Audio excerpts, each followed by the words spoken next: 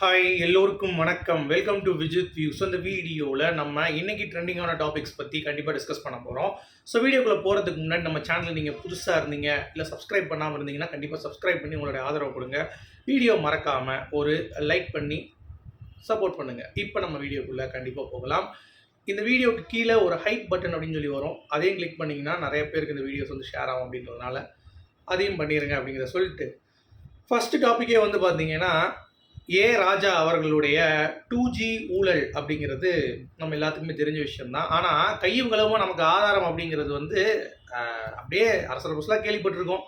அதாவது மெயினான ஷேர் வந்து நம்ம ஸ்டாலின் அவர்கள் தான் இருக்குது. அதுக்கடுத்த ஷேர் வந்து பார்த்திங்க அப்படின்னா நம்ம கனிமொழிக்கு இருக்குது. அதுக்கடுத்து லாஸ்ட்டாக வந்து இன்னொரு டேரக்டருக்கு இருக்குது அப்படின்ற மாதிரிலாம் பேசியிருந்தாங்க. ஆனால் சிறை சென்றது கனிமொழி, ராஜா அப்படிங்கிறது எல்லாத்துக்குமே தெரியும் அப்படிங்கிறது தான். ஸோ அவங்க தான் வந்து மாட்டினாங்க அப்படிங்கிறது தான். இப்போது ராஜா அவர்கள் உடைய ஒரு பழைய ஆடியோ அப்போ பேசின ஒரு விஷயம், அதாவது திமுகலேருந்து ஒருவேளை என்ன சீண்ட வரல, நான் வந்து ஸ்பெக்ட்ரம் ஊழலில் கைது செய்யப்பட்டு போகும்போது சிறையில் இருந்த பொழுது என்னை பார்த்துக்க யாருமே வரல, ஆனால் கனிமொழி ஒன்ஸ் அரெஸ்ட் ஆகி உள்ளே வரும் பொழுது அவங்கள பார்த்துக்கிறதுக்கு கருணாநிதி வராரு, எல்லாரும் வராங்க, நான் வந்து புறக்கணிக்கப்பட்டேன். என்னப்பா கலைஞர் டிவி தானே காசு வாங்கினீங்க மொத்தமாக, அப்போ எதுக்கு என்ன வந்து இது பண்ணுறீங்க? கனிமொழிக்கு வந்தால் மட்டும்தான் வரீங்க, என்ன பார்க்குறது யாருக்கும் அக்கறை கிடையாதுல்ல. இதே மாதிரி தான் நடக்கும். ஸோ நான் எதுக்கு உள்ளே போய் உட்காரணும்?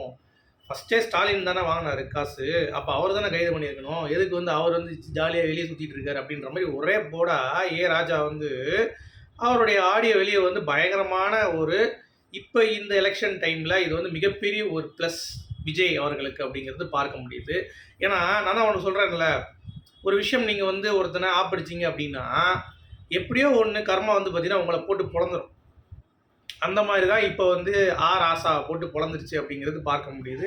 அதாவது அவர் ரூபத்தில் டிஎம்கேவுடைய வாக்குகளை இனிமேல் வந்து பார்த்தீங்கன்னா மக்கள் வந்து முட்டாள் கிடையாது போடுறதுக்கு. ஏன்னா திருட்டு திமுக அப்படிங்கிறது ஒரு பக்கம் வந்து பார்த்தீங்கன்னா ரொம்ப ஸ்ட்ராங்காக நம்பிட்டு இருக்காங்க. அதுக்கு மாற்று அப்படின்னு சொல்லிட்டு ஏடிஎம்கே பிஜேபின்னு போட முடியாது. ஏன்னா அவங்க அதுக்கு மேலே ஒரு கிரிமினல். ஸோ அப்படி இருக்கும் பொழுது மாற்றம் கட்சிக்கு வந்து பார்த்தீங்கன்னா இந்த வட்டம் ஓட்டு வந்து அதிகமாக இருக்குங்கிறது பார்க்க முடியுது. ஸோ சீமான் அவர்களுக்கும் விஜய் அவர்களுக்கும் ஓட் பர்சன்டேஜ் ஜாஸ்தியாக இருக்கும் இந்த வட்டம் அப்படின்ற மாதிரி எதிர்பார்க்கப்படுகிறது. ஏன்னா மக்கள் நல்லா தெளிவாக புரிஞ்சுக்கிட்டாங்க, இவன் அடிச்சு அவனுக்கு போடுறான், அவனுக்கு அடிச்சு இவனுக்கு போடுறான், ரெண்டு பேரும் திருட்டு பர்சன் தானே அப்படின்ற மாதிரி புரிஞ்சுக்கிட்டாங்க. இது வந்து இன்னும் டிஎம்கேக்கு ஒரு பலம் வீணம் வந்து ஏற்படுத்தியிருக்கு அப்படிங்கிறது பார்க்க முடியுது. ஸோ அதுக்கு வந்து நான் ரொம்ப ரொம்ப ஹாப்பியாக இருக்கேன். விஜய் அவர்கள் இது வந்து இப்போ தான் ரிலீஸ் ஆச்சா, அதனால் வந்து பார்த்தீங்கன்னா அவர் பிரச்சாரம் இன்னைக்கு திருச்சி கிழக்கில் வந்து பண்ண ஆரம்பிச்சிட்டாரு.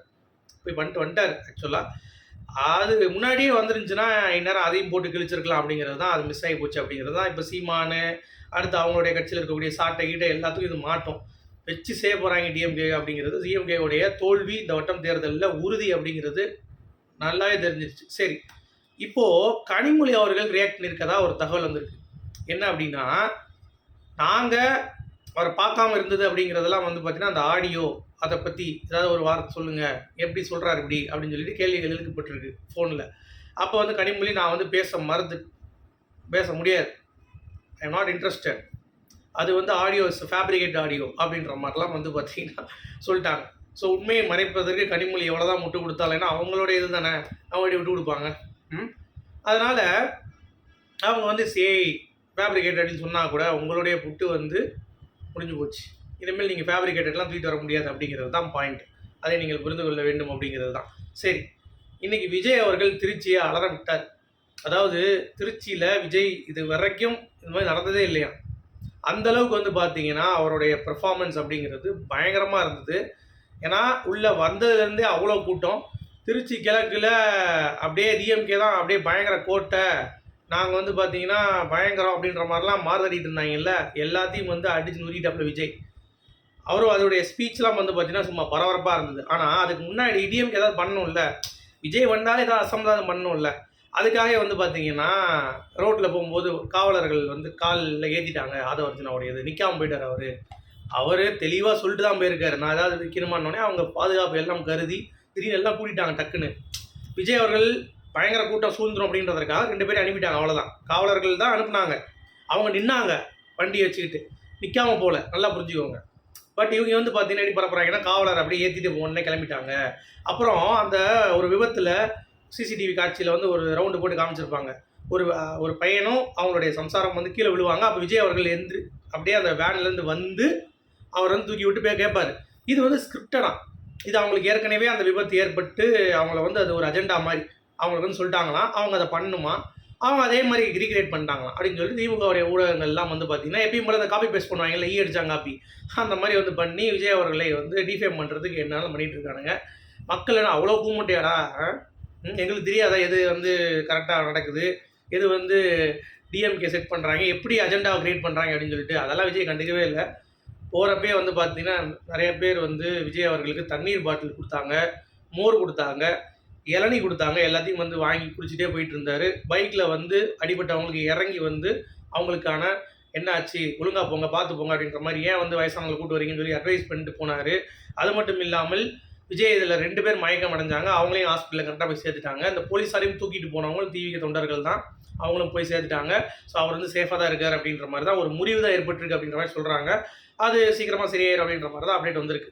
ஓகே, ஸோ ரெஸ்பான்ஸ் வந்து நல்லா இருக்குது மக்கள்கிட்ட அப்படிங்கிறது பார்க்க முடியுது. திருச்சி கோட்டை டிஎம்கே அப்படின்ற மாதிரிலாம் இனிமேல் வந்து பார்த்திங்கன்னா பேசுகிறதுக்கு வேலையே கிடையாது அப்படிங்கிறது பார்க்க முடியுது. ஏன்னா விஜய் அவர்கள் விமர்சனம் வந்து இருந்துச்சு என்ன அப்படின்னா, ஒரே டைலாக் பேசிகிட்டு இருக்காப்பலப்பா, என்னப்பா ஒன்று இதை பேசுகிறாரு இல்லை அதை பேசுகிறாருப்பா, சும்மா டிவிக்கே டிஎம்கேன்றாரு, டிஎம்கே வந்து ஆட்சி ஒழிக்கணுன்றது இவ்வளோதானே அப்படின்னாங்க. பட் இன்னைக்கு புட்டு ஸ்டாப்பில், அதாவது கேஸ் தட்டுப்பாடு, டெல்லிக்கு அழகாக போயிட்டு வந்துடுவாங்க, இந்த விஷயத்துக்கு ஏன் போகல?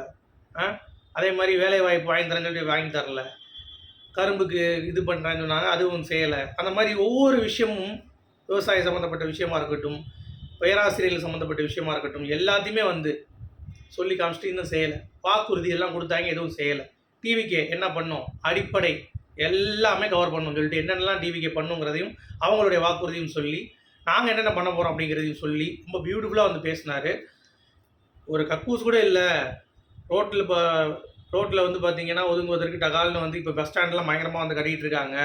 ஆனால் கிராமப்புறங்களில் இன்னும் வந்து உடல் உபாதை கழிப்பதற்கு வந்து பார்த்திங்கன்னா போதுமான கழிப்பட வசதி வந்து பார்த்திங்கன்னா இல்லை அப்படின்ற மாதிரி ஓங்கி அடித்து விளாத்திக்குளம் மாணவிக்கு அதெல்லாம் வந்து பண்ணியிருந்தாங்க அப்படின்னா இப்போ அந்த உயிர் போயிருக்குமா, அந்த உயிருக்கு யார் காரணம் அப்படின்ற மாதிரி கேட்டு பயங்கரமாக வந்து பார்த்திங்கன்னா ஒழுக்கிட்டாப்புல. அப்புறம் ஒரே ஒரு பாயிண்ட் ஆஃப் வியூவில் இவர் பேசுகிற அந்த ஒரு விஷயம் இருக்குல்ல, நிறையா பேர்கிட்ட வந்து கேட்க முடியுது. கண்டிப்பாக திமுகவுக்கு வந்து டெபாசிட்டே போயிடும் அப்படின்ற மாதிரி செங்கோட்டையன் சொல்லிட்டார். திருச்சியில் எவன் நின்னாலும் சரி விஜய்க்கு எதிராக அவனுக்கு டெபாசிட்டே போயிடும் அப்படின்ற மாதிரி வந்து பார்த்தீங்கன்னா ஓப்பனாக சொல்லிட்டாப்புல. ஸோ அதெல்லாம் வந்து செம்மையாக இருந்தது. அதுக்கடுத்து எம்ஜிஆர் படத்தில் மாலை போட்டுட்டு அவருக்கு ஒரு மரியாதை பண்ணிவிட்டு அங்கேருந்து பேச்சை வந்து ஆரம்பித்ததுனால கூடுதலாக வந்து பார்த்தீங்கன்னா விஜய் அவர்களுக்கு இன்னும் வந்து பயங்கர ஒரு லைம்லைட் வந்து மக்கள் இடத்துல வந்து கிடைச்சது அப்படிங்கிறது பார்க்க முடிஞ்சிச்சு. ஸோ வேறு மாதிரி இருந்ததுங்க. ஆக மொத்தம் திமுகவுடைய வாக்குறுதிகள் எல்லாத்தையும் வந்து பொய் வாக்குறுதிகள்லாம் வந்து காமிச்சு டிவிக்கு என்ன பண்ணுங்கிறதை சொல்லி அழகாக வந்து விஜய் அவர்கள் எக்ஸ்பிளைன் பண்ணிட்டாரு. ஸோ மாற்றம் நடக்க போகுது அப்படிங்கிறது உறுதியாயிடுச்சு. ஸோ ஏப்ரல் 23 வழக்கம் போல் விசில் சின்னத்தில் போட்டுருங்க அப்படின்ற மாதிரி சொல்லிட்டாரு. இன்னொரு முக்கியமாக சொன்னார், ஒரு பாடல் ரிலீஸ் ஆயிடுச்சு பார்த்தீங்களா, அந்த பாடலை அவர் ஸ்டைலில் பாடி காட்டினார். அந்த பாடல் வந்து ரொம்ப சூப்பராக இருந்தது. ஸோ அந்த பாடல் வந்து கேட்ட பிறகு ஐயோ என்னடா நமக்கு இந்த மாதிரி பாட்டு இல்லையா அப்படின்னு சொல்லிட்டு பயங்கரமாக போட்டிருக்காருங்க தம்மனு. செமையாக இருக்குது அந்த பாடல் வேறு. கேட்டுட்டிங்கன்னா எப்படி உங்களுக்கு ஒரு கூஸ்பம்ஸாக இருக்கும் அப்படிங்கிறது தான். ஸோ கண்டிப்பாக இந்த வட்டம் தேர்தலில் ஒரு மாற்றம் ஏற்படும் அப்படிங்கிறது தான் பாயிண்ட்டு. உங்களுடைய கருத்துக்கள் சொல்லுங்கள். மீண்டும் சந்திப்போம். Good bye.